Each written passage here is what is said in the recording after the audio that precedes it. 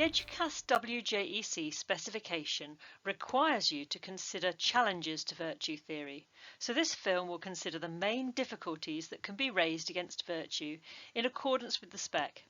There are many others that are not considered here. For an ethical theory to be practical, it must be of use in real situations, not just in theory or in our thought experiments. Virtue theory is impractical because it does not tell us what to do. It is more concerned with the moral worth of a person than the morality of a specific action. This is useful when confronting attitudes such as those of the Pharisees in Jesus' time, who were more concerned with following the letter of the law than the situation. But virtue theory gives us no guidance at all on how to determine a virtuous deed. Deontological rules are needed for this to be possible. Virtue theory is focused on the individual, but is impractical when it comes to running a society. Even Aristotle understood that not everyone can easily avoid vice, and so many people need more help than virtue ethics gives. It provides no way to judge the behaviour of others and is naive in its expectation that everyone is trying to live a good life. In our society, there are plenty of people who do things that are deliberately harmful or who are not concerned with moral action.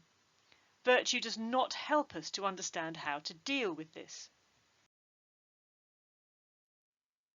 Virtue theory is also impractical because it is difficult to tell when the actions of others are motivated by virtue and when they are motivated by something more sinister. If we effectively have a list of deeds that are unacceptable, it is much more practical to make judgments. We cannot do this in response to a virtue which is inward and private as a motivation.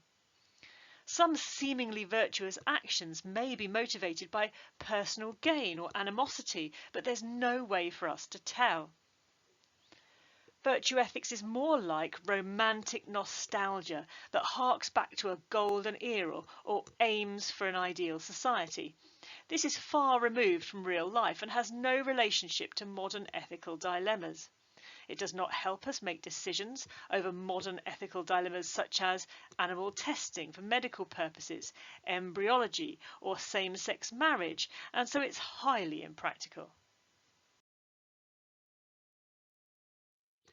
Cultural relativism is the idea that beliefs, customs and morality exist in relation to the culture in which they originated, so they are not absolute.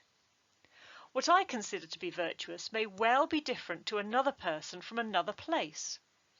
A white Anglo-Saxon female may well have different ideas of what moderation and virtue are than a black Arabic man. There is no way to tell whether one set of virtues are better or more moral than another, and the list of virtues presented by Aristotle may not seem appropriate at a different time or in a different culture. Culturally, a 21st century Western list of values features a high priority upon individual choice, consent, tolerance, rights, self-expression and individuality. In ancient Greece, the virtues were more concerned with male dominance and responding to the constant threat of warfare. There have been many news stories in recent years that showcase how different environments, cultures and upbringing can influence our perspective on virtue.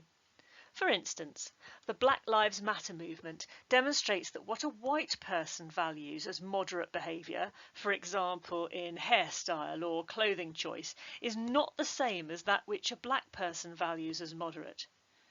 Whenever we attempt to judge which is best or more virtuous, we will always be judging from our cultural perspective and will never be objective. The Me Too movement also highlights how women can feel that their way of life is formed in response to threatening male behaviour, yet many males who do not live this way struggle to perceive such threats. Some argue that the virtuous woman is modest and obedient and will therefore be safe.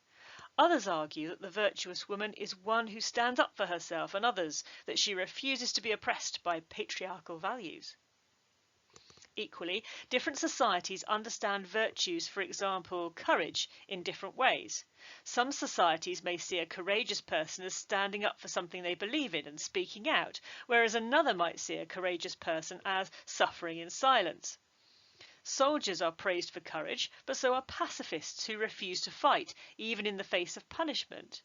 For some, the woman who is raped, becomes pregnant and chooses to keep a baby is courageous, yet for others, the pregnant rape victim who chooses abortion and attempts to rebuild her life is the courageous one. An immoral act is one which violates moral laws, norms, or standards. Theoretically, then, it would be impossible, according to virtue theory, for any really virtuous action to be immoral if it is performed by a virtuous person. Aristotle is paraphrased by Will Durant as having said, "We are what we repeatedly do." Therefore, a virtuous person will repeatedly perform virtuous actions and by definition will not perform immoral actions. However, a character trait can be used in more than one context. Therefore, a courageous person may save a child from a burning building, but alternatively may rob a bank. How are we to say that one of these actions lacks courage and another does not? A friendly person avoids being over the top with their flattery and being bad-tempered, but this moderate state does not stop them from performing or supporting immoral behaviour. A friendly person may hide someone who is in danger from evildoers, but can also shield a criminal who is at risk of arrest. It is not so much that the virtues are used for immorality, but these characteristics do not prevent it. They are also characteristics of people who do things we ordinarily consider wrong. In addition, since virtue theory is more concerned with the self and how the individual behaves rather than the wider society, it can be argued to be egoistic or too selfish. The consequences of an action for other people are not weighed up in this theory. The flourishing of the self is of more importance, and so this is not really an ethical system that is concerned with the well-being of other people. Some would argue that this makes it immoral. Robert Loudon, in On Some Vices of Virtue Ethics, 1984, says that some actions are intolerable. For example, we can argue that child abuse or rape are not acceptable in any culture or time. Yet virtue has no list of immoral actions.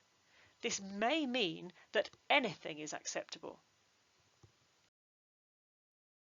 Susan Wolf adds to all this that virtuous people are boring. The progress that has been made by human beings in terms of technology and medicine, for example, was not made by moderate, careful people who took a middle road. If we wish to have a full, well-developed and flourishing life, this must allow for the flamboyant, the activists and the extremes. Moderation did not get women the vote, did not create the great works of art, music and literature, nor achieve great things in the world of sport, and will not get governments to work to reverse climate change. What is moderate is not necessarily what is ethically right.